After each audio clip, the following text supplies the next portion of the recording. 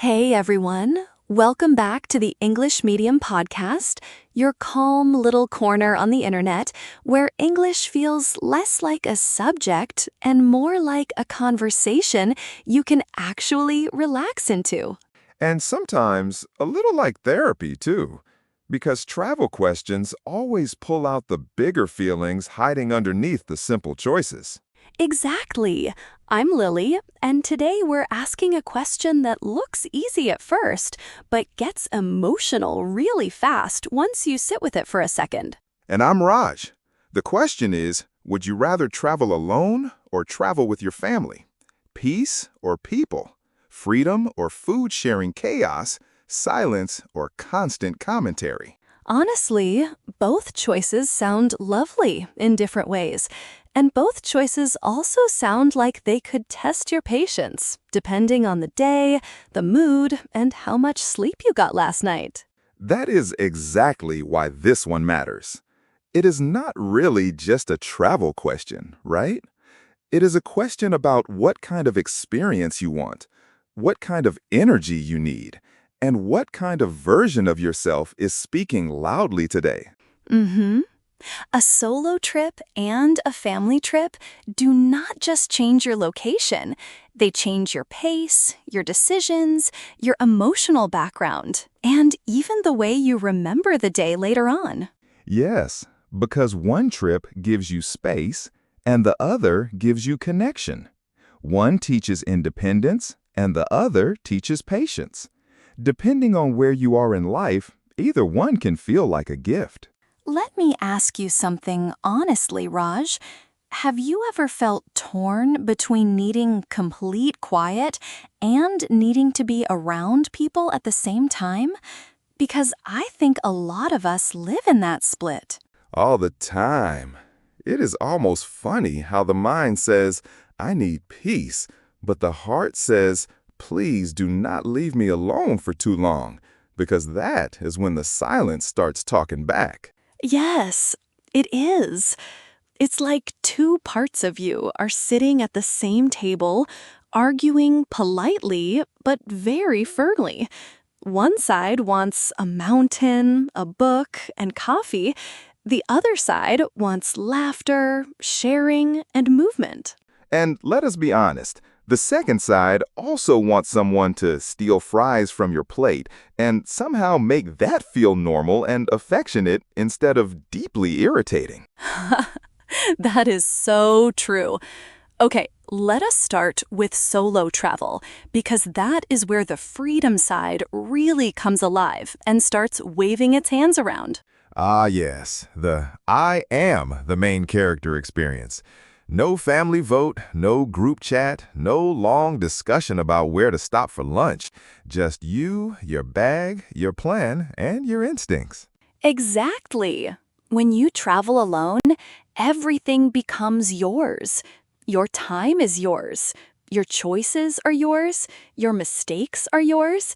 And your schedule finally stops negotiating with other people. You can wake up when you want, eat when you want, walk when you want, sit down when you want, and change plans without having to explain your reasoning to 3 different personalities. That is such a relief for some people. There is something deeply calming about not needing permission for every tiny thing, especially if you have spent a lot of your life matching your rhythm to other people. And that space creates spontaneity, too. You can walk into a random street because it looks interesting, sit in a cafe because the smell feels right, or turn left instead of right just to see what happens. That kind of moment feels very alive. No debates, no comparing 10 reviews, no one saying, "Are you sure?" And no one asking if the place is safe when you already know you want to go there. It is more instinctive. You are responding to the world instead of managing a whole committee. And honestly, that can make ordinary things feel surprisingly beautiful. I remember one solo trip I took where I had a very structured plan for the day. I thought I would be disciplined, efficient, and productive, which is always a slightly dangerous sentence. That usually means something is about to go very off-script, in the best possible way. Exactly.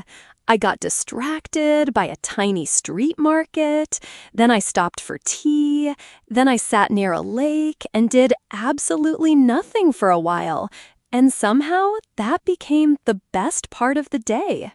That is the magic, right? The day does not need to impress anyone.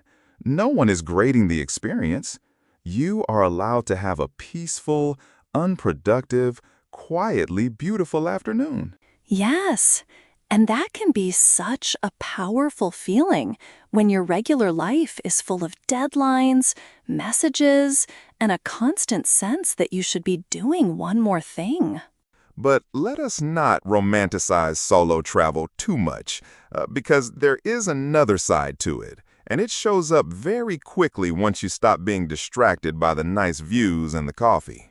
Responsibility. Everything is on you.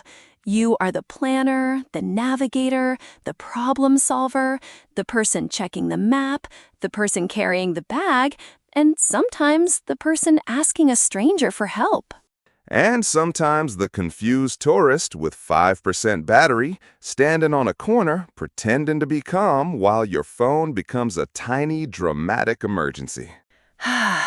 That exact moment when Google Maps stops loading and suddenly your whole identity becomes emergency improvisation. It is humbling in the best and worst ways. It really is, but that is also where confidence gets built. And I mean the quiet kind, not the loud kind where someone is shouting about how independent they are before they have even left the airport. Yes, quiet confidence. The kind that says, I handled that, I figured it out, I did not panic, and even if I panicked a little, I still kept going. Wrong turn, missed bus, language confusion, awkward payment moment, wrong platform, wrong exit, all of it becomes practice for trusting yourself a little more the next time. And that trust matters. Because when you are alone, there is no one else to hand the problem to. You learn that you can survive confusion, delay, embarrassment, and a changing plan. That feeling can stay with you long after the trip ends. You don't just remember the places, you remember how you handled yourself in those places. Still, solo travel has a lonely edge sometimes. And I think it becomes most noticeable in the evening when the day slows down and the emotional noise gets louder. Yes, the daytime version of alone can feel peaceful, but night can change the mood completely. You start noticing other tables, other voices, other groups, and your own table feels very quiet. You look around and see families sharing food, friends laughing over stories, couples arguing gently about dessert, and suddenly your own silence feels louder than the room. That is when the mind starts doing strange little things, like wondering whether you should talk to your drink just to have someone respond, even if the response is only condensation. Hello, Juice. It is just us again. But seriously, that feeling does matter. Because loneliness is not only sadness. Sometimes it is information. Information about what you miss, what kind of connection you value, and what emotional needs are sitting quietly in the background while you are trying to enjoy the trip. That is a really important point. Even discomfort can teach you something useful if you're willing to listen to it instead of just trying to escape it. So solo travel gives freedom, but it also asks for resilience. It gives quiet, but it also sometimes gives that hard, reflective kind of quiet where you meet your own thoughts. And that can be beautiful, but it can also be intense. Not every person wants a mirror while they are trying to relax, and that is perfectly fair. Which is why family travel exists as the other side of the coin. And wow, that side arrives with noise, snacks, opinions, and somehow at least one unfinished sentence at all times. Yes, family trips. The beautiful chaos. Nothing goes exactly as planned, but somehow the trip becomes a story before it is even halfway finished. Family travel is like an emotional roller coaster with extra baggage, both literally and emotionally. Happy, tired, amused, annoyed, grateful, hungry, and laughing, all within the same afternoon. The biggest keyword here is compromise. Nobody gets everything they want.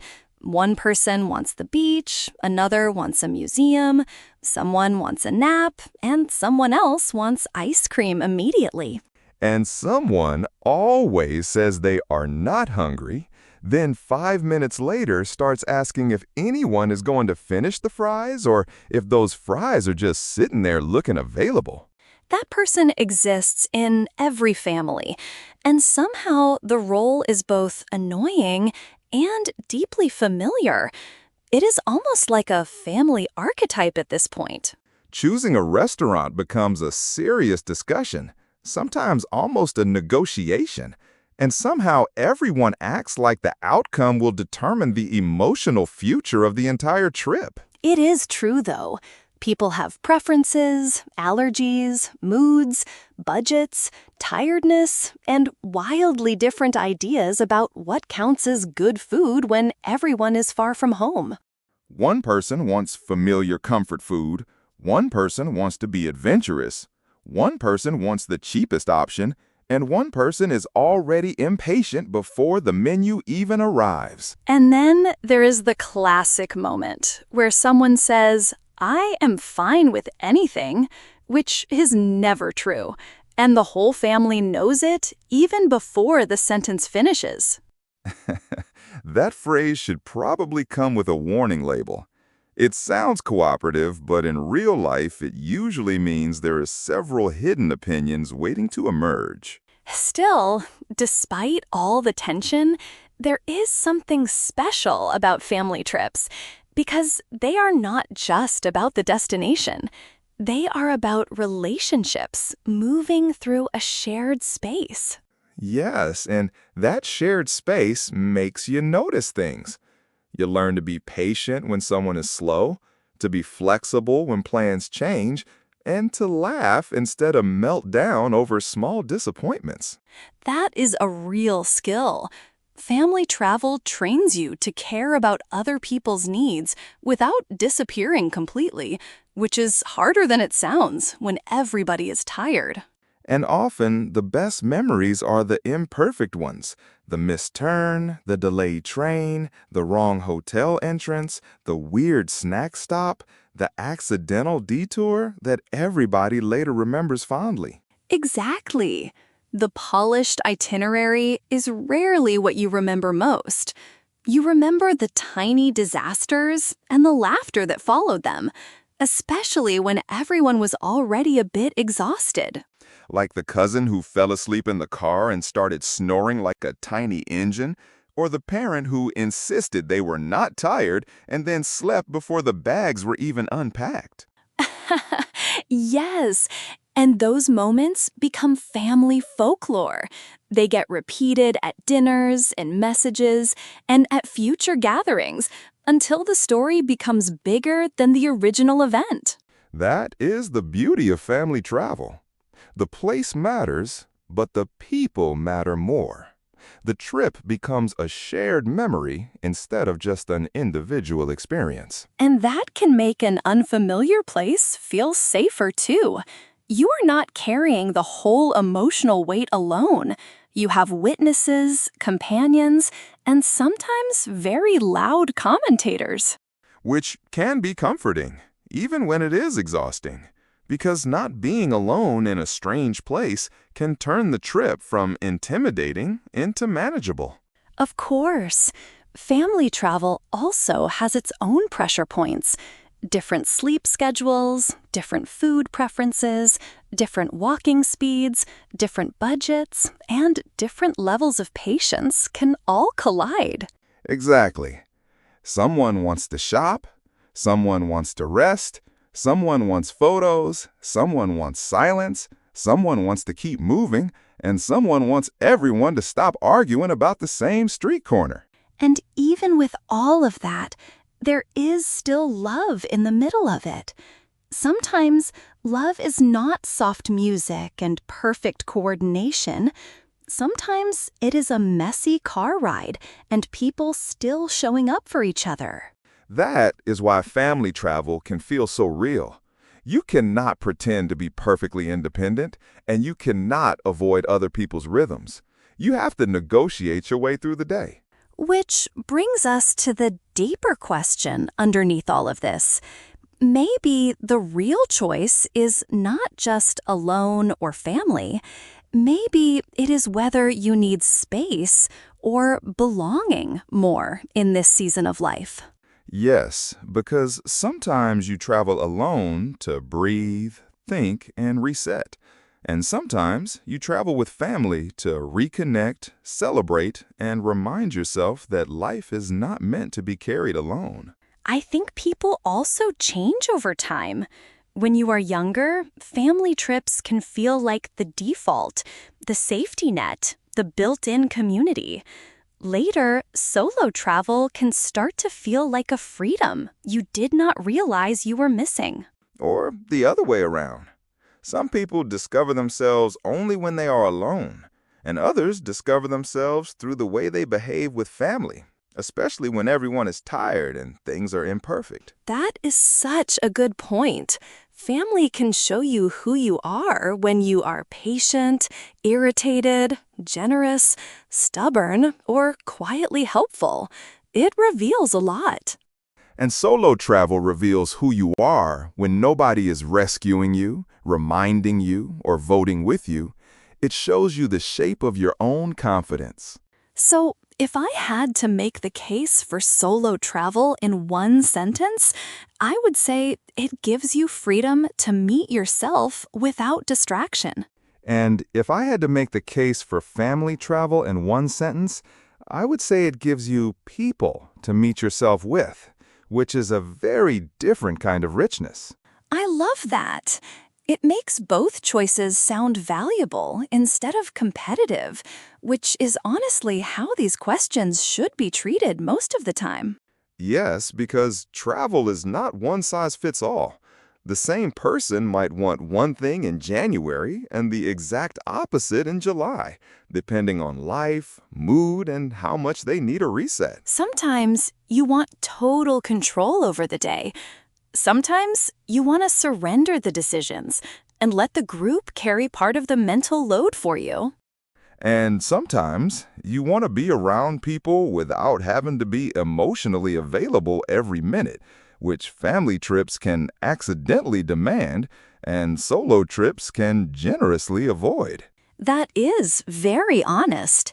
Yet even the demanding parts can matter because they stretch you. They teach patience, humor, and the ability to keep going when plans become chaotic. Exactly. Travel is often less about perfect enjoyment and more about how you respond to what happens when the perfect version disappears. And that response says a lot about you. Do you get frustrated and shut down? Or do you laugh, adapt, and try again? Both are human, but one makes the trip easier. One more thing I love about solo travel is how small decisions become very meaningful. Which road to take, where to sit, what to eat, whether to stay longer, whether to leave now. Those choices can feel tiny, but together they create a deep sense of ownership over your day. You are not just moving through time, you are shaping it. And that sense of ownership can be healing for people who spend a lot of their life responding to other people's schedules, emotions, or expectations. Absolutely. On the other hand, family travel can be healing for people who feel disconnected because shared time can remind them that rest does not always have to be private to be real. Right. There is healing in being seen. There is healing in hearing someone say, "Come on, we are doing this together." That can be surprisingly comforting. And there is also healing in hearing someone laugh at the same silly moment you are laughing out, because suddenly your experience gets mirrored back to you. That mirroring is powerful. It says your memory matters because it belongs to us now too, not just to you alone. Maybe that is why family trips survive the messy parts. The inconvenience gets softened by togetherness, and the stress gets diluted by shared humor. Whereas solo travel turns the stress inward, but also turns the rewards inward. The silence, the views, the little victories, the confidence, all of it lands directly in your own hands. And that can make the experience feel very intimate. You notice your own thoughts more clearly, your own reactions more sharply, and even your own preferences become easier to hear. So maybe the question is not which trip is better in theory. Maybe it is which trip makes the present moment feel more honest for you. That is beautifully put. Honesty matters here, because people sometimes choose a style of travel just because they think they should prefer it, not because it actually suits them right now. Exactly. A person might say they want adventure, but they are exhausted and really need comfort. Or they might say they want company, but what they actually need is one quiet morning alone. And that is okay. Needs change. Preferences change. The right answer is allowed to change without you being inconsistent or difficult. That might be the biggest lesson in the whole conversation. Wanting space does not mean rejecting people. Wanting people does not mean rejecting independence. Yes, it just means you are human, and humans move between needing privacy and needing connection all the time. Travel simply makes that tension easier to see. If I think about my own life, I can see moments when a solo trip would have saved me from burnout, and other moments when a family trip would have saved me from feeling disconnected. That is so relatable.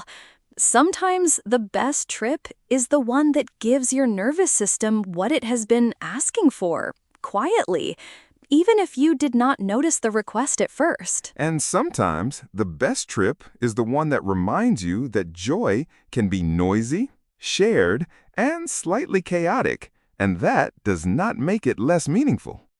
So, if you are listening and trying to answer the question for yourself, maybe ask one simple thing. Do I need space or do I need company right now? That is such a useful filter. Space to breathe or company to laugh with. Once you know that, the choice becomes much easier to make without overthinking it. And if you still cannot decide, that is okay too. Sometimes the answer is different depending on the destination, the people involved, and the season of your life. Exactly. A festival might be better with family. A solo city walk might be better for clarity. A reunion might need the full group, and a healing trip might need silence. So there is no universal winner here.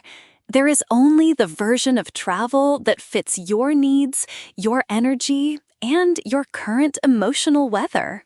I like that phrase, emotional weather, because some days you wake up sunny and want to be around everyone, and some days you wake up cloudy and want the whole world to be a little quieter.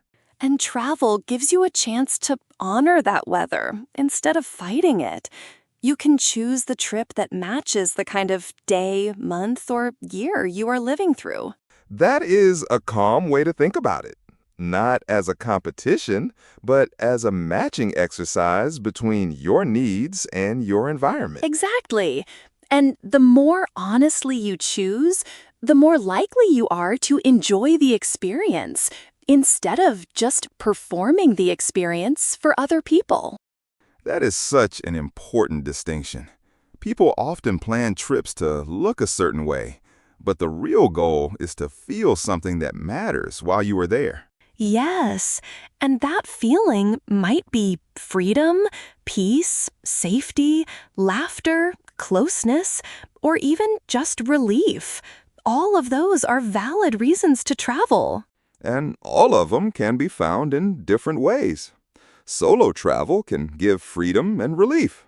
Family travel can give closeness and safety. The challenge is knowing which one you are chasing. I think that is a perfect place to slow down and land this conversation, because the answer is not simple, but it is honest. So, would I rather travel alone or with family? My honest answer is, it depends on what I need most. And I suspect that is true for a lot of people too. Same here. Sometimes I want the quiet of my own thoughts, and sometimes I want the warmth of people I know well, even if they drive me slightly crazy. That is the human condition, really. We want room to breathe, and we want someone to breathe with us. Beautifully said. And maybe that is why this question works so well, because it is really asking us to look at ourselves a little more carefully. And once we do that, the answer becomes less about travel and more about life, which is probably why the question stays interesting no matter how many times we ask it. Thanks for hanging out with us today on the English Medium Podcast. We hope this conversation gave you a little space to think and a little company to enjoy. And if you are planning a trip soon, maybe ask yourself whether you need silence, laughter, freedom, or a little bit of all four, because that answer can save you a lot of confusion later. Until next time, take care of your mind, your plans, and your snacks. And if you travel with family, good luck with the restaurant debate and the snack negotiations. Bye for now. Bye.